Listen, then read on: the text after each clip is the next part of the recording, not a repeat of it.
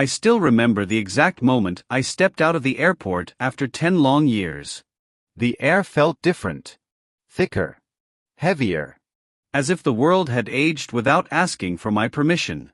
I had left this country a younger man, ambitious, hopeful, blinded by the idea of building a better future for my family. I believed that if I worked hard abroad, sacrificed enough time and comfort, everything would eventually fall into place. But life has its own way of teaching lessons.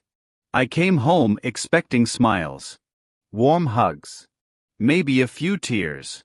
After all, 10 years is a long time. But what waited for me was nothing close to what I imagined. My daughter Emily opened the door of my old house, the house I built with my own hands. The house I paid for. The house I left behind so my family could live comfortably. But she wasn't dressed like a young woman welcoming her father home.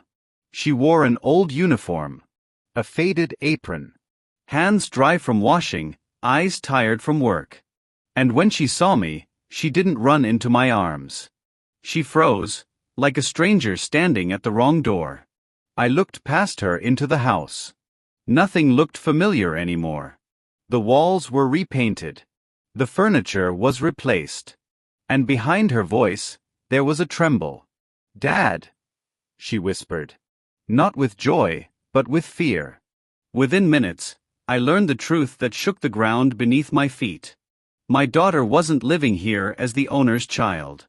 She was living here as a maid. In her own home. Working for the man who took everything from me, my brother Mark. That was the moment something inside me went still. Not angry. Not broken. Just still. I had returned for a reunion. But fate had prepared a lesson. A quiet revenge. A slow, patient justice, the kind that doesn't burn loudly, but rises silently like dawn. And I knew right there that my story wasn't ending. It was beginning. Before I tell you how everything unfolded, you need to know the kind of man I used to be, and the kind of man my brother was. Growing up, Mark and I were different in every way. He was social, clever, always smiling in front of people. The kind of man everyone trusted instantly. The kind of man who could lie with ease because his charm made honesty optional. I, on the other hand, was quieter. I didn't speak unless I meant what I said. I believed in keeping my promises. I believed family came first. My wife passed away when Emily was just 8. For a long time, grief became a shadow in our home. Emily clung to me, and I did everything I could to give her a childhood she wouldn't regret later. By the time she turned 13, I made the hardest decision of my life, to leave the country and work abroad for a few years. Just enough to secure her future. Just enough to pay off the mortgage, save for her education, and give her the life her mother once dreamed of. But those few years slowly turned into 10. 10 years of double shifts. 10 years of sleeping in shared rooms. 10 years of sending money home. 10 years of believing everything was being taken care of by the only person I trusted, my brother Mark. He told me he'd watch over the house. Pay the bills. Keep the place safe until I returned. Every call he reassured me. Every message sounded warm. Every picture he sent of my daughter made it seem like she was growing up fine. But pictures lie. Words lie. People lie. The truth hit me like cold stone the moment I stepped into my own living room. The pictures on the wall were of his family, not mine. His kids' toys were scattered on the carpet. His wife's coats hung by the door. Everything screamed their presence. My daughter didn't even have a room anymore. She slept in the basement, a storage space next to cleaning supplies. When I looked at her, my heart cracked at the edges. She was 18 now. Tall but thin. Beautiful but worn out. Brave but too quiet. "Emily," I asked softly that day, why are you working here?" Her eyes didn't meet mine. "Uncle said, we needed to repay debts." "What debts?" She swallowed hard. "He said you left us with bills, Dad. He said this was the only way to stay in the house." I felt something inside me shift, not anger but clarity. A cold, Precise clarity. Mark had taken everything I owned. My house. My savings. My daughter's childhood. And he had done it quietly, confidently, assuming I would never return. But here I was. And I had no intention of fighting him with shouts or fists. No. Some lessons require silence. Some justice comes with patience. And some revenge is best served calmly, like a man teaching life instead of seeking war. I didn't confront Mark on the first day. Or the second. Or the third. I simply observed. It's amazing how much truth you can gather when you let people believe you're weak. Mark wasn't surprised to see me. In fact, he greeted me with that same old confident smile, the smile that used to fool everyone but now only revealed the greed behind it. "Brother," he said loudly, as if the world were his audience. "You should have told us you were coming. We've been taking care of your house all these years." Taking care? I looked at Emily washing dishes in the kitchen. Yes. He had taken care of himself. He walked around like a king. His wife, Linda, acted as if the house belonged to her by birthright. She gave orders, pointed fingers, criticized everything my daughter did, as if Emily wasn't family but hired help. It was hard to watch. Harder to remain silent. But silence was my strength now. Silence was how I would win. During dinner on the fourth night, when Emily served food quietly, Linda complained about the seasoning. Mark laughed. Their children pushed away plates they didn't like.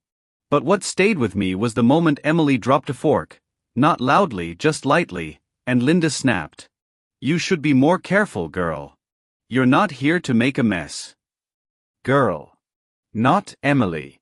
Not niece. Not family. Girl. My fists tightened under the table. But I didn't react. Because I had already begun planning.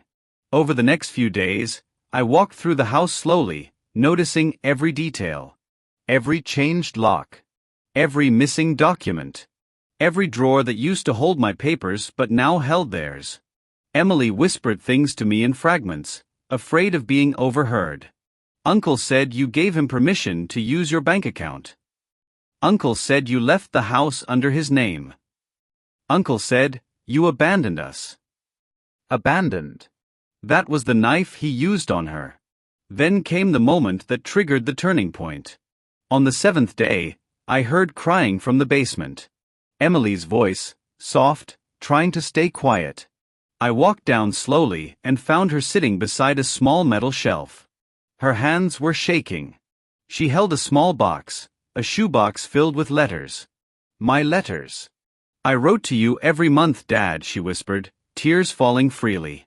"I thought you forgot me." But you wrote back. All these years. You wrote back. I never saw a single one.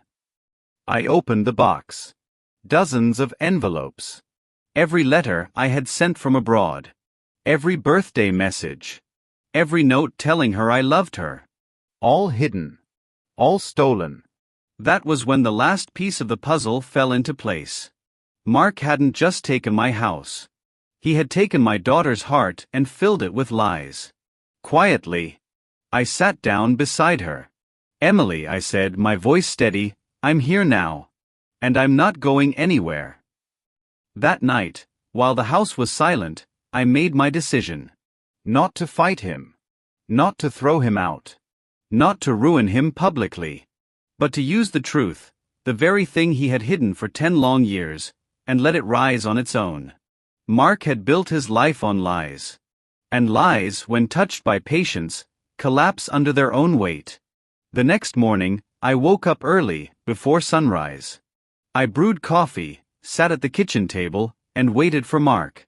I wasn't there for confrontation. I was there for observation. He stumbled in, rubbing his eyes. "You're up early." "I wanted to talk," I said calmly.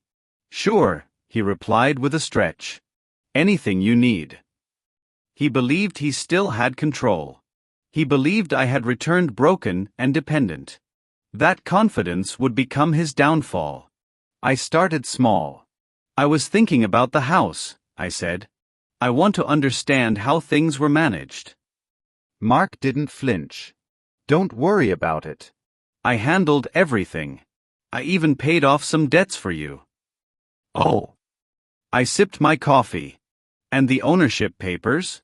Where are they? He hesitated only for a moment, but it was enough.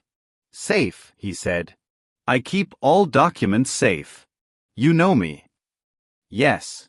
I knew him better than he realized. Over the next 2 weeks, I continued my quiet study of the situation, while pretending to accept everything he said. But behind the scenes, I took steps he didn't expect. I went to the county records office. Quietly. Alone. I pulled every document under my name. Property, taxes, transfers, signatures. Within an hour, I confirmed what I suspected. The house had never been legally transferred. The bank account was still mine. All utilities still listed me as the primary owner. Every lie he told was built on the assumption that I would never check. When the woman at the counter handed me the folder, she asked, "Would you like certified copies?" "Yes," I said with a faint smile. "I think it's time." That afternoon, I returned home and continued acting the part of the silent, defeated older brother. Mark kept giving orders. His wife kept assigning chores to Emily. Their kids kept treating her like a servant. But everything was different now. Not for them. For me. I held the truth now, and the truth is the most powerful weapon when wielded with patience. Then came the day I initiated the final step. I invited Mark and his family to the dining table. I asked Emily to sit with us, something Linda clearly disliked. "What's going on?" Mark asked casually. "I just want to talk as a family," I replied calmly. He smiled, relaxed. He still believed I was harmless. I placed a folder on the table. A plain folder. No emotion. Just paper. "Mark," I said softly, "I visited the records office." His smile froze, just a little. And I learned that the house is still under my name. Everything. Every corner. Every wall. Silence. Linda shifted uncomfortably. I continued in the same calm tone. "I also found my bank records. All the withdrawals you made. Every signature you forged." His face paled. Emily looked at me with wide eyes.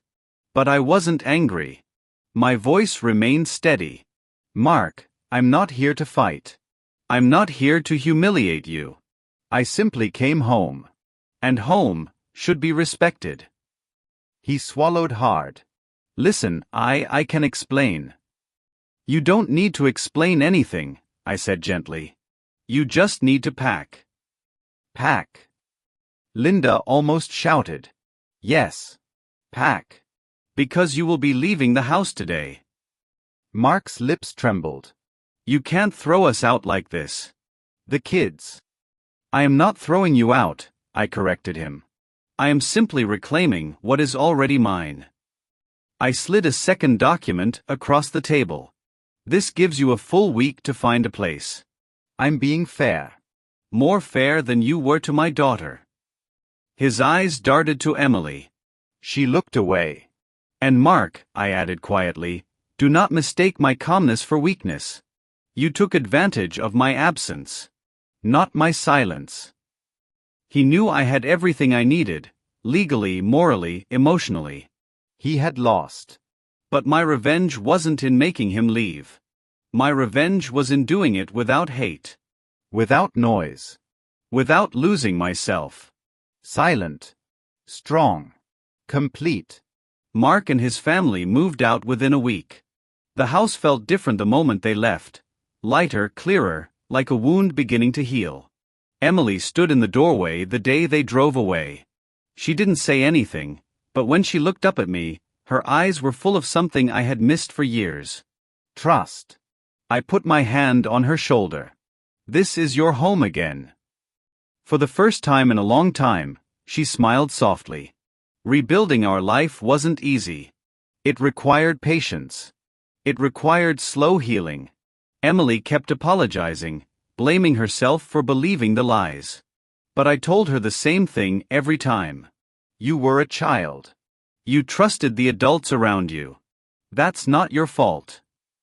We repainted the rooms together. Bought second-hand furniture. Fixed broken shelves. Cooked meals in silence, sometimes talking, sometimes just sitting together. The house slowly became a home again. One day, as we were sorting old boxes, Emily held a picture of her mother and whispered, "Mom would have been proud of you." I looked at the picture too, her gentle smile, the softness in her eyes. "I hope so," I said quietly. She turned to me. "Dad." "Yes." "Why didn't you take revenge? The way people do in stories. Why didn't you ruin Uncle? Why didn't you call the police?" I looked at her for a moment, then answered with the truth. Because revenge isn't about destroying people. It's about restoring what was stolen from you, without losing who you are. She nodded slowly, processing every word. "Besides," I added with a small smile, "men like your uncle ruin themselves when the truth comes out." I didn't need to push him off a cliff. I just had to step out of the way. A few months later, I heard through neighbors that Mark and his wife were struggling. They moved from house to house, unable to settle. People stopped trusting him. The lies he once used so confidently now worked against him. Not because I exposed him publicly, but because the truth eventually speaks for itself. And I slept peacefully every night, knowing I had reclaimed my life without bitterness. A year later, Emily started college. She walked across the campus, head high, shoulders straight. No longer the quiet girl living in a basement. No longer the child who believed she had been abandoned. She was strong, brave, resilient. One evening, she sat with me on the porch. The sky was orange, the air warm. "Dad," she said softly, "I want to thank you." For what? For coming back. For staying calm. For choosing peace over anger. I think if you had reacted differently, I would have carried that darkness with me. I nodded slowly. Life gives us choices. Some choices build us. Some break us. I wanted you to learn that strength doesn't always shout. She leaned her head on my shoulder. I understand now. We sat there quietly, watching the sun go down. And as I looked at the horizon, I realized something important. I had lost 10 years abroad. 10 years believing lies. 10 years of distance from my daughter. But I had gained something too, the chance to teach her one of life's greatest lessons. Revenge doesn't have to be loud. Justice doesn't have to be cruel. Peace doesn't have to be weak. Sometimes, silence is the best revenge.